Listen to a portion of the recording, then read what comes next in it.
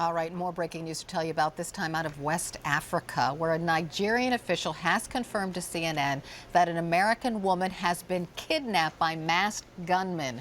Our senior international correspondent, Nima El-Bagir, is in London with more on this. Good morning.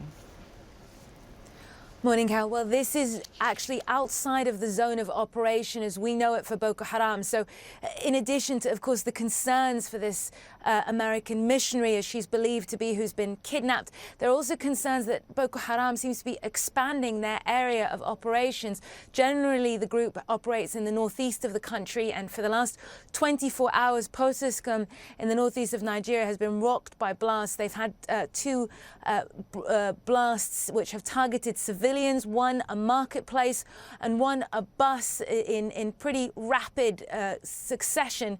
So when on top of that you see that they are showcasing this terrifying ability to move even further beyond that area of operation into central Nigeria, it is a huge cause for concern, and we're already dealing with the ramifications of the violence and the insecurity in Nigeria, having caused the elections to be pushed back by 6 weeks to the end of March. And you're seeing a very, very volatile situation develop, Carol.